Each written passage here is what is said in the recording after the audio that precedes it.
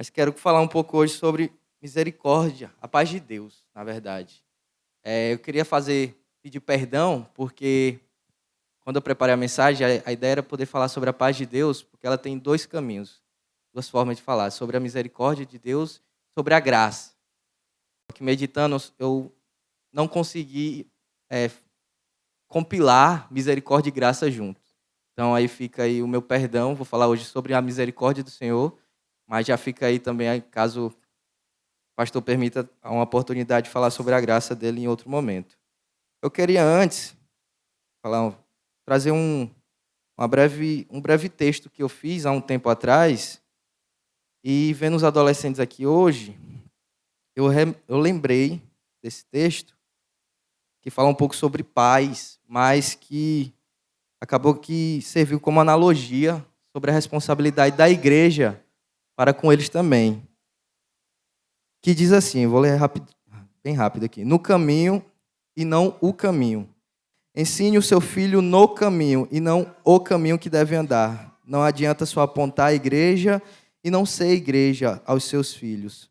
A mensagem e o mensageiro precisam estar em harmonia. Criem seus filhos não só para serem bons filhos, mas para serem bons pais. Demande a eles responsabilidades.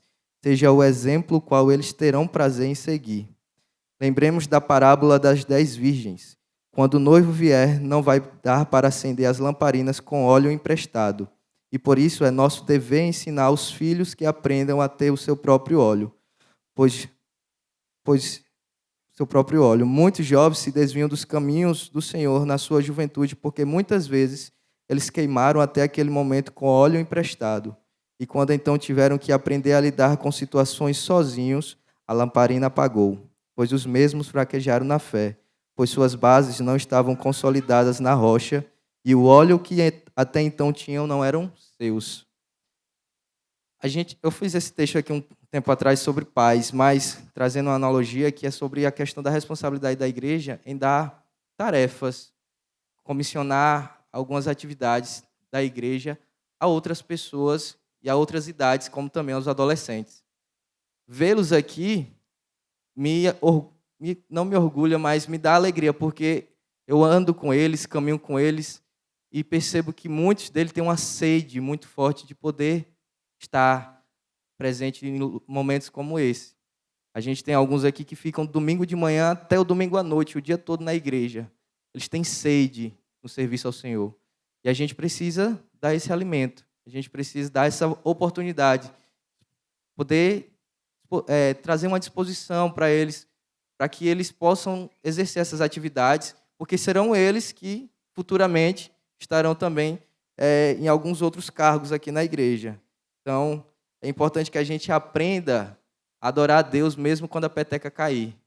Mesmo se alguma coisa aqui der errado ou algo do tipo, a gente precisa saber adorar o Senhor mesmo o som dando ruim ou algum instrumento desafinando.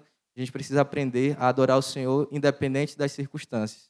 E mesmo a gente pode pensar, trazê-los para cá pode ser algum problema devido à imaturidade, à inexperiência, mas não. A gente precisa aprender a adorar o Senhor mesmo se isso acontecer.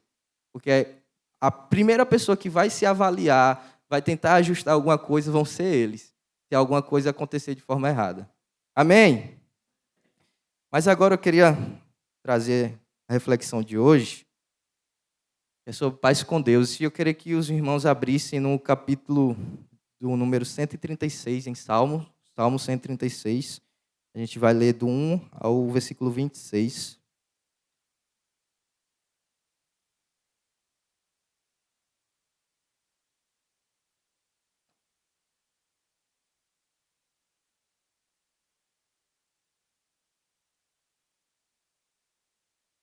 Mas antes, pode passar.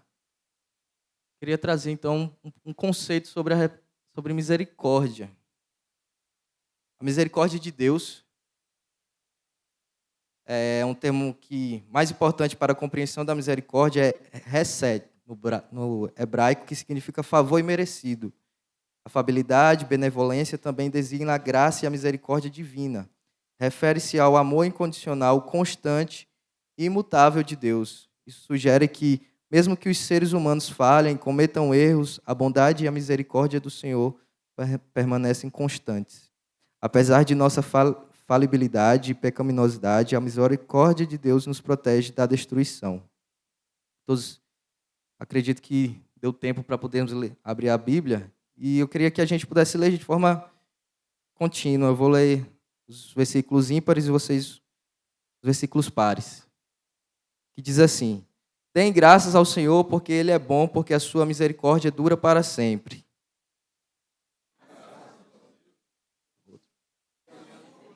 Pode passar. Deem graças ao Senhor dos senhores, porque a sua misericórdia dura para sempre.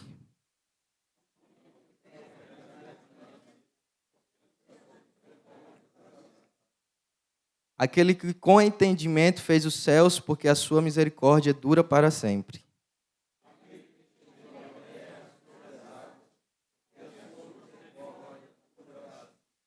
Aquele que fez os grandes luzeiros, porque a sua misericórdia dura para sempre.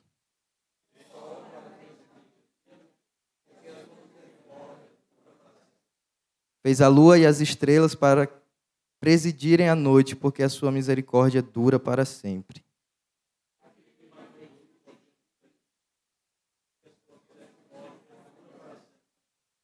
E tirou Israel do meio deles, porque a sua misericórdia dura para sempre.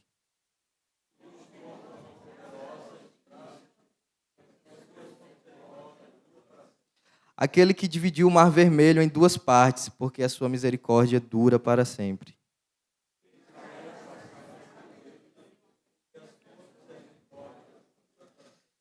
Mas lançou o Faraó e o exército no mar vermelho, porque a sua misericórdia dura para sempre.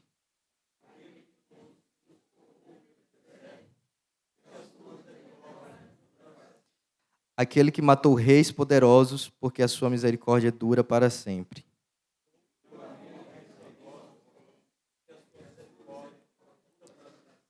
Matou Seom, rei dos amorreus, porque a sua misericórdia dura para sempre.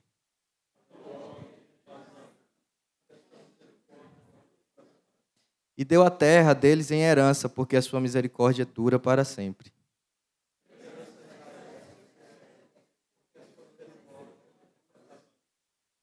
Aquele que se lembrou de nós em nosso abatimento, porque a sua misericórdia dura para sempre.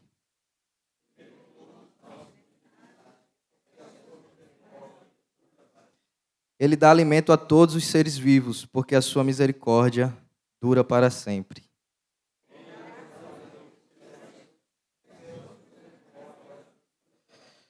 Amém. A gente conseguiu perceber que o salmista vai trazer de forma exaustiva a importância de entendermos que a misericórdia do Senhor dura para sempre. E eu queria aqui, de forma breve, trazer algumas lições a respeito desse capítulo. Do 1 ao 3, a gente vai perceber a imutabilidade de Deus. Deus, ele é imutável. As circunstâncias não alteram sua natureza. Portanto, reconhecer a soberania de Deus nos ajuda a entender e apreciar a profundidade de sua misericórdia. A soberania de Deus não só estabelece a base para a misericórdia que Ele nos oferece, mas também nos assegura que, independente de nossas circunstâncias, Ele sempre estará no controle, operando com amor e justiça. A gente começa a entender que Deus é um Deus que, independente dos momentos, das circunstâncias, da dificuldade que nós, como filhos de Deus, estiverem passando, o seu amor para conosco é o mesmo. E Ele não muda. As promessas dele para conosco continuam sendo a mesma. Não há mudanças no Senhor. A palavra dele é fiel no que diz e é fiel para conosco também. Nos versículos do 4 ao 9, a gente vai ver um pouco sobre a criação como manifestação da misericórdia de Deus. Trazendo outro salmo aqui, diz assim, Salmos 19:1 vai dizer: os céus proclamam a glória de Deus e o firmamento anuncia a obra das suas mãos. A gente pode observar justamente ele trazendo aqui a revelação geral como algo que aponta ao Criador. Toda a natureza, tudo que Deus criou, aponta para o Senhor. Ele não apenas revela a grandeza e o poder de Deus, mas também aponta diretamente para Cristo, como Criador, sustentador e Redentor. Ao refletirmos sobre a criação, somos lembrados da obra redentora de Jesus e da plenitude de Deus manifesta nele. Dos versículos 10 ao 15, a gente vai observar o salmista falando sobre a mão poderosa de Deus, momento de libertação. Vai dizendo assim, e a aplicação que a gente pode trazer é essa: confie no poder de Deus para libertar você das dificuldades e das correntes que o prendem. Ele tem poder de mudar situações que parecem impossíveis e de trazer libertação verdadeira. Precisamos, então, reconhecer as áreas onde ele tem trazido livramento e justiça e agradecer por sua intervenção em momentos críticos. Deus fez um milagre ao dividir o mar para permitir a passagem de Israel e depois derrotou os inimigos que estavam atrás deles. Quando você enfrenta situações que parecem intransponíveis, lembre-se que Deus pode abrir caminhos e proporcionar segurança. Dos versículos 16 ao 24, a gente vai poder ver a condução de Deus pelo deserto com o povo. E a aplicação que podemos trazer é que em momentos de incerteza e dificuldade, precisamos aprender a confiar em Deus, pois Ele estará conduzindo e provendo o que é necessário. Ele nunca nos abandona, mesmo nas fases mais áridas da vida. E por fim, os versículos 25 e 26, é sobre a providência divina de Deus. Deus é o Deus da provisão, que guia, protege e liberta. Através do deserto, das batalhas e das promessas cumpridas, sua misericórdia é uma constante fonte de cuidado e direção. Amém? Senhor Deus, eterno Pai, Deus bendito, poderoso, o Senhor esteja a me usar como mensageira da Tua palavra para esse povo. Que a Tua mensagem possa confrontar corações daqueles que precisam ser confrontados e que possa confortar aqueles que precisam ser confortados. A gente percebeu que a gente tem algumas aplicações sobre o capítulo 136 que são extremamente lindas sobre a misericórdia de Deus. A gente vê um Deus imutável, a gente pode ver um Deus poderoso, um Deus que traz a provisão, um Deus libertador. Mas, e quando as misericórdias de Deus não têm cores vibrantes, mas nos permeiam em cores acinzentadas?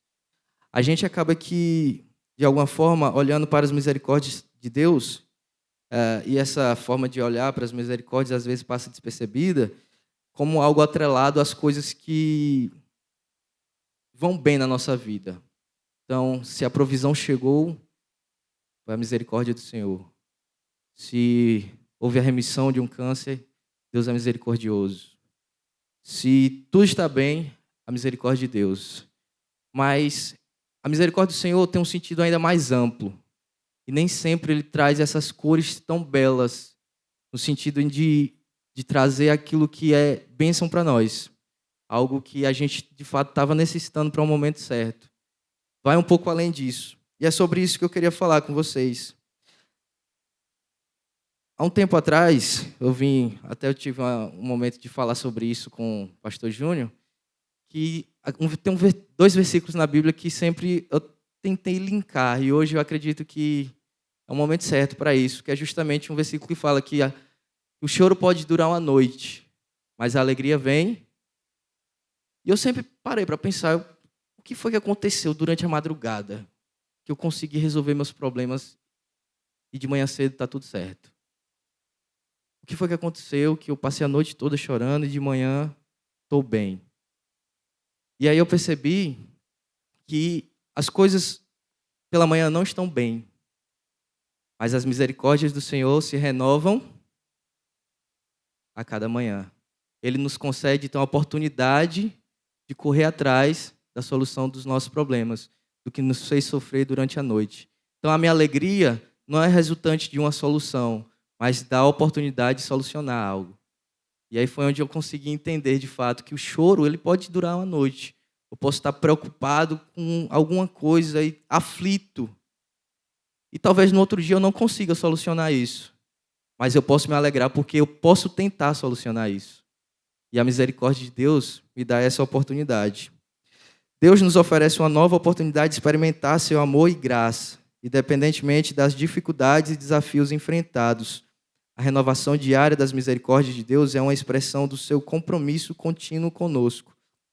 Ao amanhecer, temos a chance de começar de novo com a certeza de que Deus está conosco, oferecendo sua graça e compaixão. A A renovação das misericórdias de Deus é a chave para a alegria que vem pela manhã, transformando o sofrimento e o choro de uma noite em esperança e alegria de um novo dia.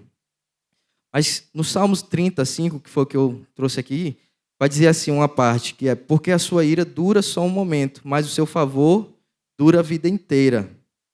E aqui não está falando sobre algo parecido com a emoção humana, que é descontrolada, que Deus está expressando algo parecido com isso. Mas é a justa indignação pelo pecado e rebelião. A ira de Deus ela é provocada por essa razão, pelos nossos pecados. E Ele é justo, até em sua ira. Deus não deseja ficar zangado, mas restaurar o relacionamento correto com os seus filhos. Sua raiva, neste contexto, é expressa em sua disciplina amorosa e eficaz, pois até mesmo a disciplina de Deus surge ao nosso favor. E aí tem outra pergunta que eu queria fazer, da continuidade, que é: mas e quando somos nós que queremos imputar essa ira a alguém? Quando somos nós que desejamos trazer juízo? Que é justamente a ideia do olhar de cima para baixo, o olhar de juízo. E nós temos alguns exemplos na Bíblia, onde algumas pessoas que estiveram nessa situação, onde poderiam ser uma ponte para outras pessoas alcançarem a misericórdia de Deus, mas serviram de pedra de tropeço. E um exemplo que a gente tem é o de Jonas. Jonas ele foi, a pedido do Senhor, que fosse enviado para Nínive, para pregar aos ninivitas. Mas ele não queria pregar. E a razão era porque ele achava que os ninivitas não mereciam a misericórdia de Deus. Ele achava que era um povo tão sujo, tão cruel, tão pecador, ao ponto de se rebelar contra o próprio Deus, de dizer que não ia e de ir no sentido totalmente oposto a Nínive. E aí a gente percebe que Deus, ele é ainda misericordioso até com Jonas nessa situação.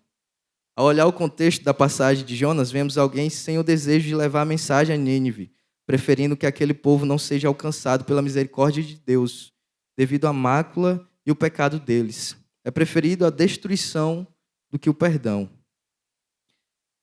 E hoje em dia, nós vemos pessoas amando mais animais domésticos do que pessoas.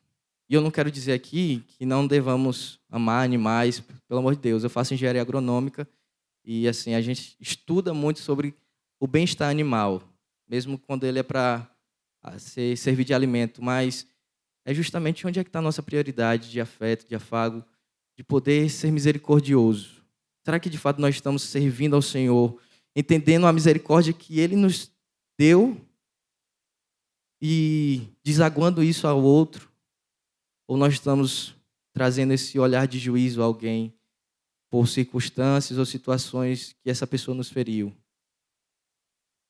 Jesus nos ensina a fazer totalmente ao contrário, de olhar aquele que nos fez mal, de poder retribuir com bem. É difícil? É muito difícil. Mas aquele que tem o Espírito Santo e está alicerçado na rocha, consegue facilitar esse processo. Porque não é nós, mas Cristo Jesus que nos dá um impulso a fazer aquilo que precisamos fazer.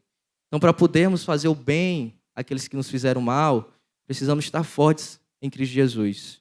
Primeiro, precisamos também nos amar. Porque para poder amar o próximo, a Bíblia fala: ame o próximo como? Então, o segundo ponto é poder nos amar. Entender que aquilo que alguém fez para mim não vai chegar a mim. Eu sou melhor que isso em Cristo Jesus, porque eu tenho um Deus e eu sei que aquilo que Ele está tentando fazer para a minha pessoa não vai chegar. Cristo é minha alegria, Cristo é minha paz, e Ele não vai tirar isso de mim. Então, o segundo ponto é a gente ter esse entendimento, esse discernimento do amor que Cristo teve por nós, e por isso eu me amo ao ponto de não dar atenção a nenhuma ofensa que fizerem a mim. E aí, então, podemos, a partir disso, poder amar o próximo. Entender que o amor que Deus teve comigo, agora eu posso retribuir a Ele. Porque eu me amo e isso eu consigo fazer. E apesar de, no meio do processo, Ele me ferir, porque feridos ferem também, eu entendo que o processo é importante e alcançar esse coração é muito mais importante do que qualquer ofensa ou qualquer ferida ou qualquer problema que venha acontecer. A gente vê isso justamente entre Paulo, Barnabé e Marcos. É um exemplo claro disso. Paulo foi ofendido por Marcos, mas Barnabé entendeu que, apesar da ofensa, era muito mais importante aquela vida aos pés de Cristo. No momento ali, os dois ainda entraram em confusão, discutiram e foram para caminhos diferentes. Barnabé, como filho da exortação, entendeu que precisava exortar Marcos. E assim a gente precisa também fazer. Entender que, apesar dos conflitos, das circunstâncias, das ofensas, eu tenho um Deus que é misericordioso para comigo e eu preciso ser misericordioso com o próximo. Amém? Se continuarmos a observar a passagem de Jonas a respeito da misericórdia do Senhor, veremos Jonas se padecendo de uma planta enquanto sentia a raiva do desejo de Deus em alcançar os ninivitas. Aos que recordam dessa passagem, a gente vê que, tentando contextualizar, Jonas ele vai ainda para Nínive, ao chegar lá, ele prega a mensagem, só que ele se recua e vai para um espaço um pouco afastado. E nesse lugar, Deus faz um milagre, ele faz uma planta crescer para que pudesse dar sombra a Jonas. Só que o próprio Deus destrói essa planta. E Jonas fica extremamente triste com isso. Mais triste do que com o povo entender, do que o olhar dele de misericórdia para com o povo de ninivita. Deus danificou aquela árvore, tirou a função dela, e por essa razão podemos ali observar Jonas tratar algo que lhe trazia um certo conforto, que era aquilo que trazia sombra para ele, e se debruçava muito mais a sua preocupação com isso do que com a salvação de pessoas que precisavam ouvir o Evangelho. E a pergunta que fica é: será que hoje nós ficamos mais incomodados com o risco atrelado ao nosso conforto do que com os perdidos não estarem recebendo a mensagem do Evangelho? Até mesmo quando a gente se dispõe a pregar o Evangelho, ainda há preocupação de como vamos pregar esse Evangelho. Fazer capelania prisional é perigoso. Será que eu estou disposto a fazer isso pelo Evangelho? Pregar um morador de rua é perigoso. Será que eu estou disposto a sair desse conforto pelo Evangelho? Poder participar de uma imersão é um desconforto, porque eu vou ter que dormir num colchão no chão, não estar em casa durante o final de semana. Será que eu estou disposto a fazer isso pelo Evangelho? Não devemos ter em mente o desejo de querer pregar para quem pode me dar algo em troca, ou para quem pode agregar ao meu conforto. Deus nos amou não porque éramos dignos de amor, mas porque Ele é amor. Não devemos buscar motivos ou razões para compartilhar disso com outros. Pois da mesma forma que Cristo disse, vem e veja, Ele diz, vai e testemunhe. Quem de nós se alegraria pela conversão de alguém que nos assaltou? Quem de nós se alegraria com a conversão de alguém que fez tanto mal? Quem de nós se alegraria em ser alvo do sofrimento e da dor para que outras pessoas pudessem ser alcançadas com a graça e a alegria de Cristo? Nosso evangelho é um evangelho de um Deus com cicatrizes. Um evangelho, uma religião de um Deus que sofreu, que padeceu, que se entregou por amor aos seus filhos. E a gente precisa ter justamente esse olhar de que entender que se precisamos seguir a Cristo, e a palavra de Deus vai dizer que precisamos ser como Ele, como cristãos, pequenos cristos, precisamos seguir o caminho que Ele seguiu. Precisamos entender que também teremos feridas nesse caminho, teremos algumas cicatrizes para contar algumas histórias. E é justamente essas cicatrizes que vão testemunhar do amor que Deus teve por nós.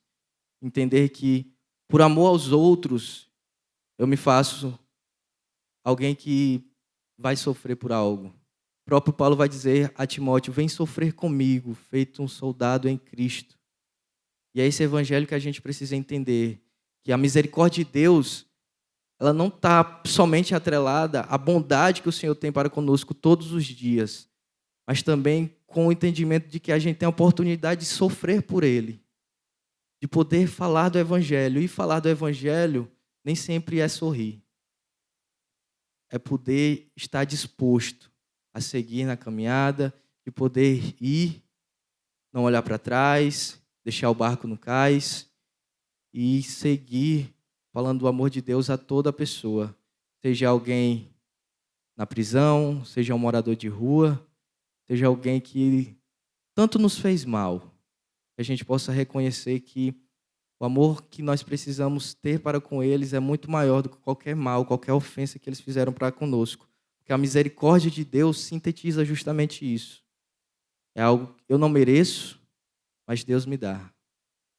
Eu não merecia, mas Deus me deu. E eu sei que a pessoa também não merece, da mesma forma que eu não merecia. E a única coisa que me diferencia dela é o amor de Cristo que ainda ela não entendeu. Então, quando a gente olhar para alguma pessoa que infelizmente tem feito mal a alguém próximo a você mesmo, olhe com um olhar de misericórdia. Olhe com o desejo de falar: você precisa do Evangelho. Você só faz isso porque ainda não entendeu o Evangelho. E a gente precisa também entender que, justamente, feridos ferem. Tem pessoas que fazem o mal porque dá continuidade com o ciclo. A pessoa foi ferida e não entendeu que aquilo precisava ser quebrado. E ela faz a mesma coisa com alguém, de uma forma um pouco diferente, mas ainda no mesmo ciclo, mesmo sentido, com o mesmo propósito. Infelizmente, isso acontece bastante com os pais.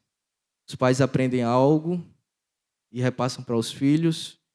E isso é bom quando a questão é um legado. Mas até mesmo algumas coisas que não são benéficas, a gente passa. Eu percebi isso nos meus pais. E o meu falar aqui é como um filho, né? Não como um pai ainda. Então eu percebi isso, que meus avós tiveram uma forma de lidar com os... Mesmo depois de velho, ainda dava para enxergar isso. Os meus pais davam continuidade. E não era algo bom. Não era algo legal de se ver eles fazendo. Mas porque eles aprenderam daquela forma. Eles não que fossem não aprenderam, mas fizeram com ele. E ali ficou a marca. E assim se passou. Então que a gente também possa aprender a quebrar ciclos. Que a gente possa entender onde a gente precisa ser melhor em algumas questões. No sentido de que algo novo precisa surgir. Algo novo precisa ser feito de novo. Todos os dias nas nossas vidas.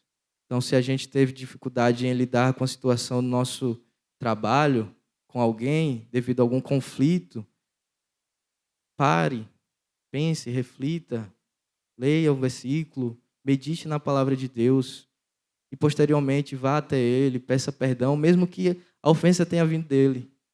Peça perdão. Você vai ver que a Bíblia fala que se amontou brasas na cabeça quando a gente retribui dessa forma. Porque a pessoa não entende, fica confusa. Eu te fiz mal e você está me pedindo perdão pelo quê? Porque eu sei que eu preciso ser bom mesmo quando as pessoas são mal comigo. E me desculpa por qualquer coisa. A gente precisa se posicionar como cristãos dessa forma. Precisa existir uma diferença em nosso agir, no nosso pensar, no nosso falar. Não no sentido de nos separarmos daqueles que estão lá fora, mas no sentido de sermos melhores, porque Cristo é melhor do que o que está lá fora, ser melhores que o pecado. A gente precisa ser referência. Tem um livro que é de Timothy Keller, vai falar justamente isso. A gente precisa não separar a cultura lá fora, mas ser testemunhas lá dentro. Um exemplo é poder ser um cristão contador, para que a pessoa que chegue para você fale: eu tenho total segurança de depositar as minhas finanças em você, porque eu sei que você é um bom contador e que você tem um caráter de um cristão. E essas coisas automaticamente lá fora vão se diferenciar. A cultura vai perceber onde há um possível prejuízo a elas e uma possível segurança. A gente pode falar nesse contexto sobre um contador, sobre um político, sobre diversas áreas da vida.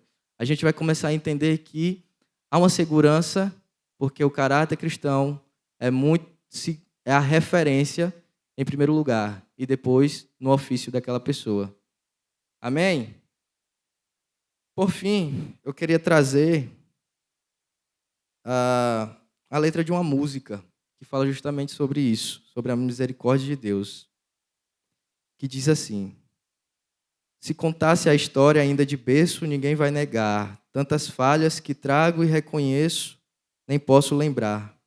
Todo mal que te faço, eu logo me esqueço. Quem pode explicar?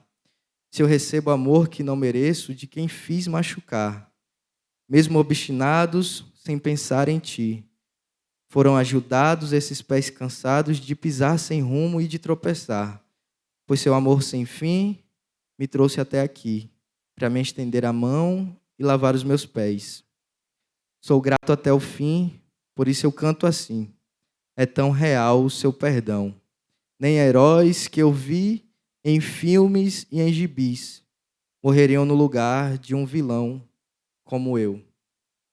Essa letra de uma música bem interessante porque ela vai justamente dizer sobre esse olhar, essa ótica que precisamos ter de autoavaliação. Percebemos o quão ruins somos sem Cristo. E só o que há lá fora nos diferencia deles é o próprio Cristo, é a graça e a misericórdia que Deus derramou sobre as nossas vidas. Amém? Que a gente possa orar pensando e que essa mensagem possa trazer um alento ao coração de vocês, que a gente possa ser desafiados a ser misericordioso cada dia mais e mais. Senhor Deus, eterno Pai, Deus bendito e poderoso, obrigado, Deus, porque o Senhor nos ensina a ser misericordiosos, de entender que o Senhor, todos os dias ao amanhecer, derrama sua misericórdia para conosco, nos dá a oportunidade de falar do Teu Evangelho, de testemunhar do Teu Evangelho, de sermos um cristão. E, por consequência, as soluções dos nossos problemas virão, Pai. Então, que a gente possa entender que, antes de tudo, precisamos descansar em Ti. E entender que, apesar de toda aflição, toda angústia de uma noite, a gente encontra alegria pela manhã, pois as Tuas misericórdias se renovam. Deus, que possamos, então, desfrutar disso e desaguar nas pessoas que precisam de misericórdia, que precisam ouvir o Teu Evangelho, que precisam ser amadas, que precisam de um abraço, que precisam da Tua mensagem. Que possamos ser cartas vivas a essas pessoas, Pai. Que a Tua misericórdia possa ser um impulso em nossos corações, Deus. Continua conosco durante essa noite, é o que eu te peço e te agradeço em nome de Jesus. Amém.